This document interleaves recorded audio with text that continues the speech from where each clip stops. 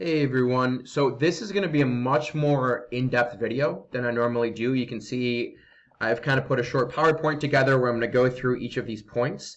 And if you haven't bought the course yet, this is more the style of the course where it's not just me talking, but it's me talking with video with much more detailed PowerPoint presentations going through everything step by step so you can follow along. So this is, more of a preview of what the course would look like if you haven't gotten it yet. Also, just want to remind everyone that the Facebook group is live. So I think there's almost about 100 of you in there already. And again, that's just a place where we can have more advanced PPC discussions. I answer questions. I post some things that I'm seeing. And again, so it's a great tool, a great free resource for you to have. Now, what I'm going to do here, it's not going to be on the screen right now, but once I go through this video, I'm gonna put the time of the video where I start each of these topics, just so if you guys want to fast forward and stuff, you can see where these are going to be in the video. Now, at this point, it's kind of hard for me not to repeat myself a few times because, I like to cover topics more than once. Sometimes people miss stuff, and there's some more golden nuggets that I can cover. So a few of these are certainly going to be repeated, but there's still a few of these that I have never covered before, and it's kind of cool to, again, get a video with 10 advanced tactics. I know when I see like top 10 tips from other PPC people, they're talking about like manual versus auto campaigns. So as you guys know, this is much more advanced, and I hope you pick up some golden nuggets from this video. Very first thing, it's not even going to be in the top 10 SEO first. If you've reached out to me about an audit, the very first thing that I always say, so let me just dive into this here. So the very first thing that I always say is, even before I go through PPC, is SEO first. Because if you don't have a good listing, it's not worth being aggressive with your PPC. So I just can't stress this enough because some people still don't understand this. So the three big pillars: price, reviews, and title. If you're not competitive on any of these, you cannot be at the top of the page with your ads. You cannot push a lot. You cannot put high budgets because you won't convert. You need to focus on these first. With EBC, I think this is a really good tip. Everyone's been doing this lately. With EBC, I'm gonna talk about this listing a few times. You don't need any loose text. So you see all the big sellers are just doing this, where they're just using images, just with text in them, and there's no like loose text in here. All the text is on the images, okay? So that's a really, really big point. It looks so much cleaner, and it's a lot easier, especially when people are looking on their phones. Same thing with text on the main images. It's an absolute must. Some people don't have any text on their images. These people used the same layout for their EBC as they did for their images. Indoor, outdoor, great. You don't need a lot, but this is what people do. They just look at your images. They're not going to read your bullet points all the time, okay? I have to touch on that. You need to get your images optimized first. Go on Fiverr, go on Upwork, get those done. Use review keywords, okay? This is a good tip. I think I've covered it before, but you want to think of a customer's journey when they're on your page. So think about how you shop on Amazon. You go on Amazon, you find a product that you like, you always read the reviews, right? You almost never buy something where you're not reading the reviews. So if I scroll down to the reviews here, you can see Amazon has this cool tool where it says some of the most common keywords that people are using in their reviews. So with something like this, with toys, age-specific searches are very popular, where people are looking like, gifts for 4-year-olds, gift for 5-year-olds. The fact that 4-year-olds is mentioned twice here, gift for my 4-year, bought for my 4-year, if you have a toy and you're looking for what age you want to target, this is a really cool way to find it, right? Because people are going to come here and they say, oh, other people are buying this for 4-year-olds. I should bet on those words with PPC because they're going to do very, very well because people are reading reviews about them. Also, you guys know there's always one review that shows up. It usually has the most likes. Right here, my 6-year-old grandson. Boom, bid on 6-year-old keywords. So this applies to any product. If you have a beauty product and people are talking about one feature of the beauty product, look at your reviews. This is what customers are doing. So if they click on your ad for a specific PPC keyword, they're going to read it, right? And then they're going to come in there and going to convert higher if this is the keyword that they clicked on. Review keywords. Really, really cool way to find keywords. How to get video ads. This takes 5 minutes and I haven't seen it fail me yet. So all you do here is you just follow these steps. You go into Seller Central and you click on, you click on advertising in stores, you click on sponsored brands, you click on campaign management issues, you click on creative issues, and you put in your case and you ask them for video ads. You say, hey, why don't I have access to video ads? My competitors do. Boom, you'll get them, okay? It's worked for almost all of my clients at this point. But remember, you're only going to get those if you have access to sponsored brands, because you need to be brand registered. That being said, video ads right now. So if I pull this up, just 1 second. So I pull this up, and this is where I'm going to start showing you guys real-time data, right? So I've got last 30 days for an account. You can see ACOS 24%, 43K in sales. If I type in video, we only have one video ad running.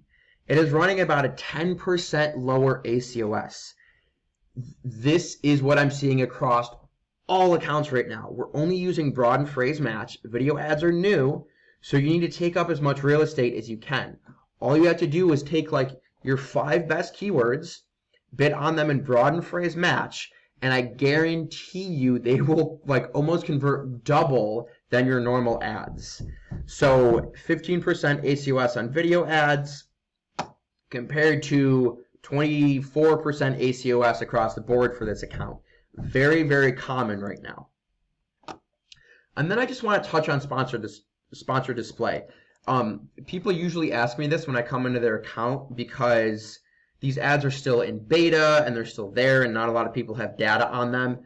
And this is what I'm telling everybody. You don't want to go too crazy on these unless you know it's a busy time of year for you. So like we just had Mother's Day. If you had a Mother's Day product, I would have told you to turn on sponsored display maybe 1 to 2 weeks before, because that's when everyone is last minute buying, right? So again, these sponsored display ads are retargeting ads where Amazon puts them off-site. So if someone else is on another site, like any other site, they'll see a little ad for Amazon, and that would be your sponsored display ad. So if you put these up normally, people hate these ads. They feel like they're annoying. But if you put them up before holidays during the busy time, they do extremely well. But watch them closely. They get out of hand very quickly.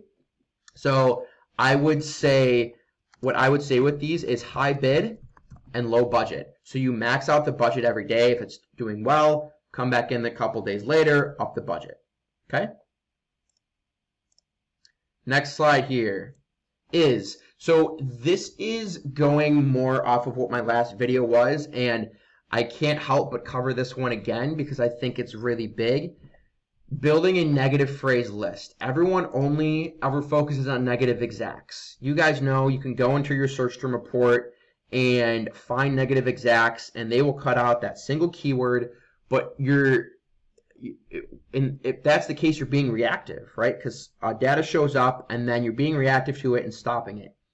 Negative phrases, they kind of get you ahead of the problem, right? Because if you identify a negative phrase, it cuts it out for good, for life, and it stops any other more keywords that are related to that from popping up.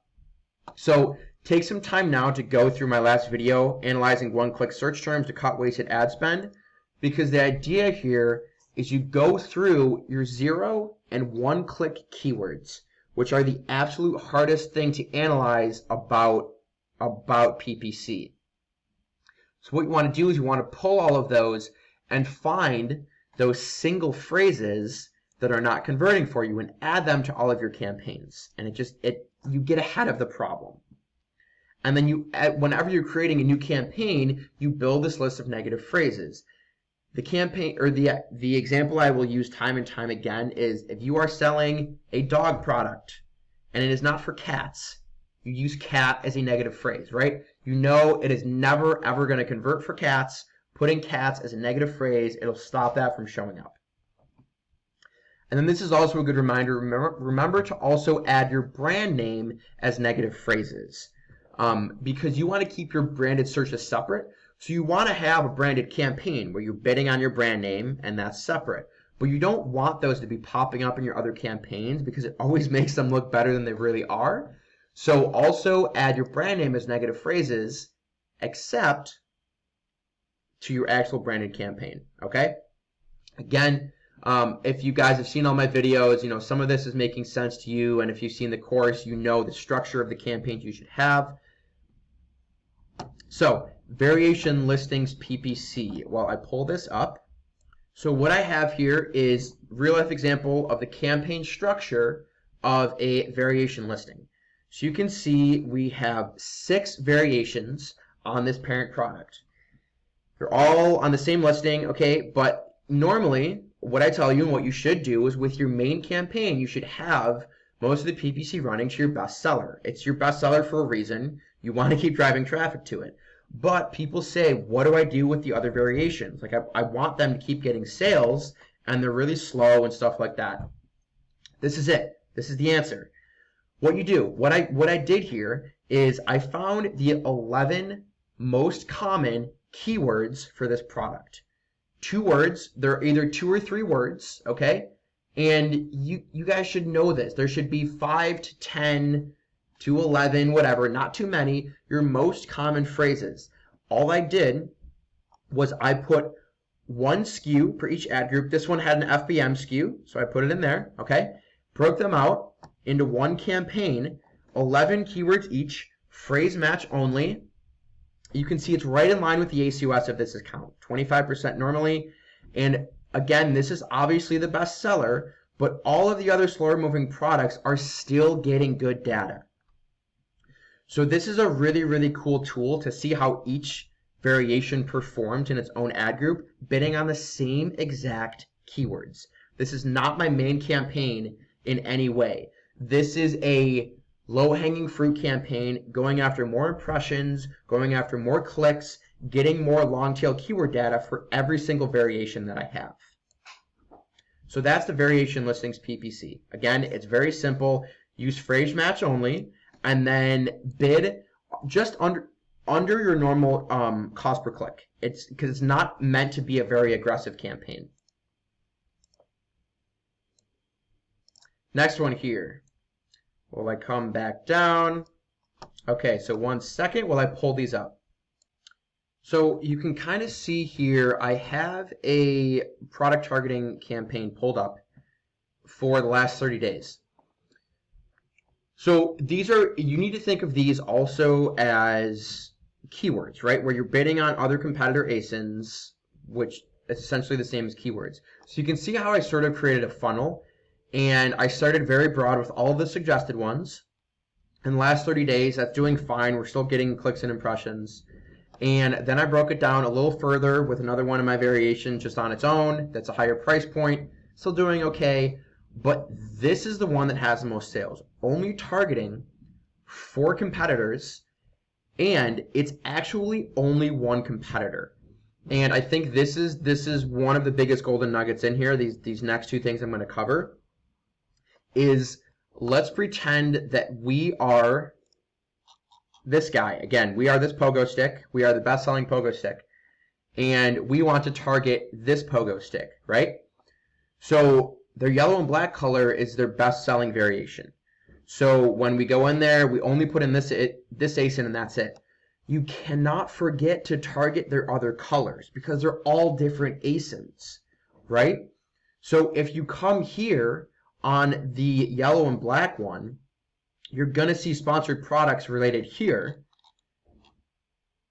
If you click on a different one, this one's out of stock, it might not show. If you click on a different one, you're going to see different ASINs down here.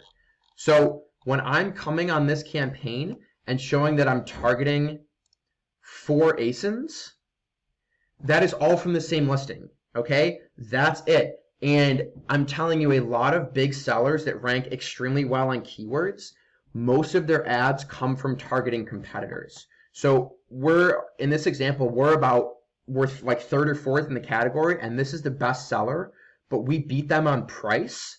So all I did here is I targeted every single variation, and it's one of my best running campaigns because we show up right on their page, and people who are considering buying them, they see that, oh, we have the same exact rating, we're a very similar product, and we're priced better, so we steal all of those sales from the best seller.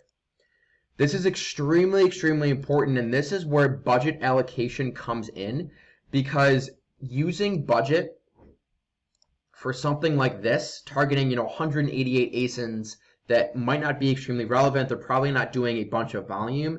It's good, it's going to get you sales, but you're going to get a lot more bang for your buck if you go after the best seller for a reason.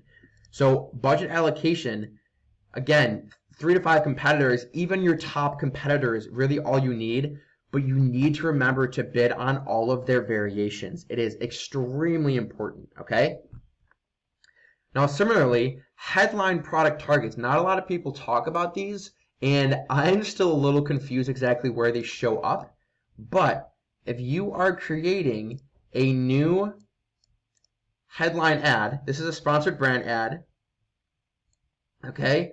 And you come here and you say you can choose keyword or product targeting. So you can target other products with sponsored brand ads.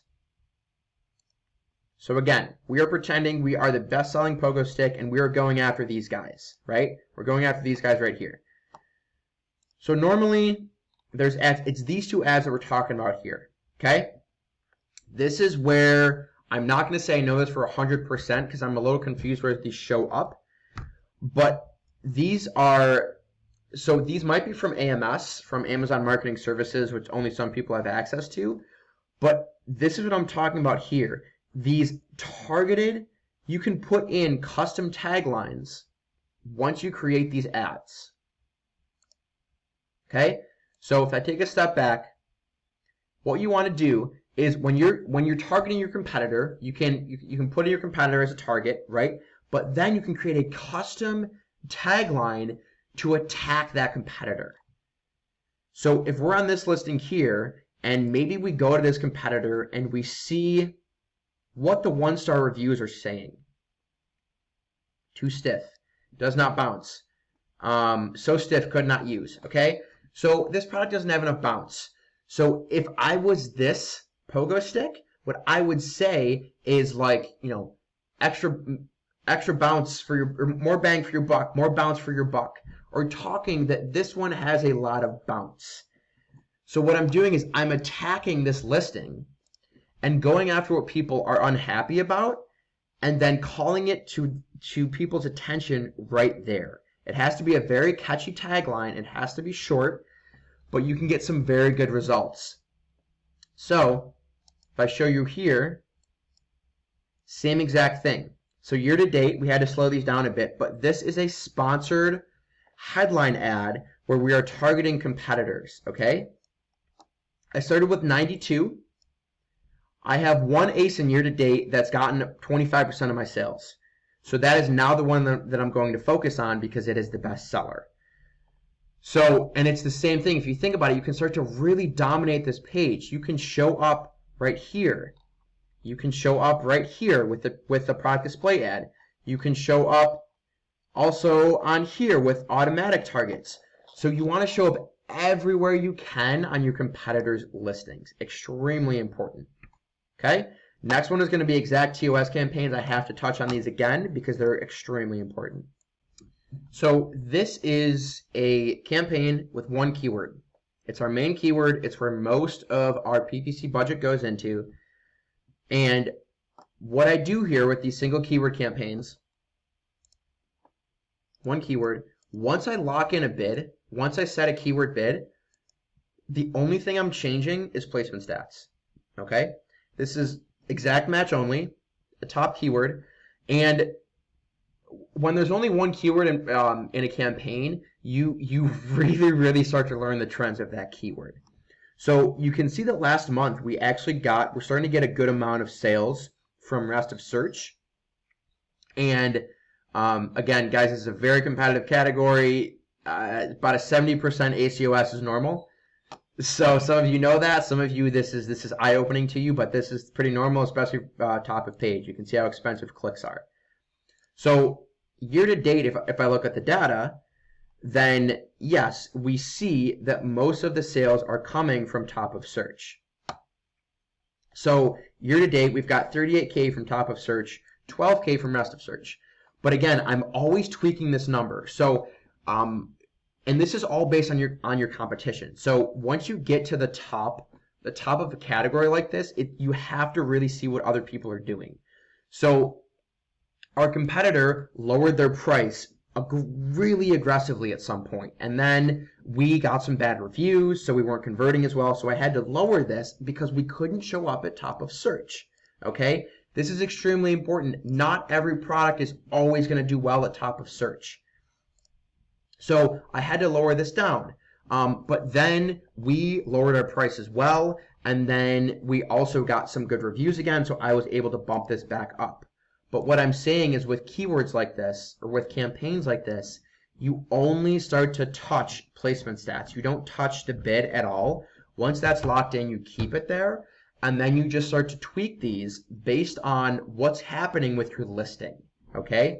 And you can put crazy amounts of budgets to this, because we're going to see in a second, I'm going to go over brand analytics, that it's better to focus on a couple high volume keywords than keywords that are not getting too much volume. So going into the last couple things here, brand analytics, I'm really excited to go through that. I just need to cover this again, less is more. You guys can see the things that I just went through, okay? My phrase campaigns, they had 11 keywords in each ad group doing extremely well. My competitor campaigns, the ones going after only 3 or 4 ASINs, were doing better than the ones with hundreds of ASINs. So less is more. This is something I keep preaching in my course and to everybody, and it goes off of campaign score. Campaign score is something that Amazon measures for each campaign. It's how relevant your campaign is to the keywords that are in there. If you have a bunch of 0 and 1-click keywords, they hurt your campaign score. So that campaign I showed you with just one keyword that has a very high click-through rate, a very high conversion rate, it does extremely well for us because it's extremely targeted. Trim the fat, don't go after hundreds of keywords. And now we're going to dive into brand analytics, and I'll kind of show you the reasoning behind that. So one second while I pull this up. So I'm hoping most of you know that brand analytics is available to you. It's under reports, and then you just click on brand analytics, okay? This is free. This is reliable data from Amazon. It is nothing, it is no software tool or anything. So this is where you should be starting your keyword research at this point. What it does is it shows you the most common keywords on Amazon. Obviously right now, face mask is the most common search term in all of Amazon. And then Clorox wipes, hand sanitizer, toilet paper, just what you would expect, okay? So let's keep using this pogo stick example. And you need to keep these keywords very, very simple. Like keep them to 2 or 3 words. So this is what I'm talking about. So the word pogo stick is the 85th, 100th, 65th most common search term in all of Amazon. The next most common one that involves pogo stick is pogo stick for kids age 7 and up, and it's the 42,000th most common. So you're going to get so much more, you're going to get much quicker results if you put most of your budget into the word pogo stick, okay? With like that exact match campaign. So, right, if we go back here and this exact TOS, this is what I'm talking about. You're going to get much better results if you just go after the higher volume keywords with exact match than if you focus on these ones that are like 319,000, 286,000, all of that stuff. They're high volume keywords for a reason, and then similarly, going after your high volume competitors. Less is more. Less is more because you get much more quicker sales rank if you focus on these ones. So this is where I'm starting a lot of my keyword research at this point. And you can see how quickly the drop off is. So if let's take a step back, and hopefully you guys are starting to see this at this point. If I was selling this pogo stick with all these variations, I would set up my top phrase variation campaigns with one of these each in an ad group, right? Like I set up before, with only the word pogo stick and phrase match. That's it. That's all you need, because all of these keywords involve pogo stick. So don't get carried away with it. Just focus on the word pogo stick and phrase, and it's going to get you much quicker results than if you throw 100 keywords into each ad group. Less is more. So that's extremely interesting. And then also repeat purchase behavior. So for this one, you can view this by brand, and then you can see, you can change this quarterly. So you can see, so this is a very high repeat purchase product. You guys are, I don't know if you can tell by now, this is a health supplement. So 28% of people who buy this repeat purchase it. So think about that with your ACOS, okay? And factor that in. If your ACOS is extremely high, but you have a product that gets bought a lot, factor this in, because the lifetime value for those customers is going to be extremely high. Something to keep in mind. Demographics. Demographics, let's go quarterly, same exact thing. You can see here, this product is bought mostly by people 65 age plus. So when you're doing social media ads, when you're doing any other ads where you have something like this, Google ads, you're going to want to target the older people. If you go after 25 and 34-year-olds, you're not going to convert very well. All this data is in here. Use it to your advantage, okay? So, like I said, I threw a lot in here. I really, really hope that you guys pick up on some more golden nuggets, and that you can kind of go through these and, you know, focus on any ones that you want to, and kind of dive more in depth with them. But again, guys, I hope you appreciate this and you pick up some more advanced tactics, and I hope everyone as well.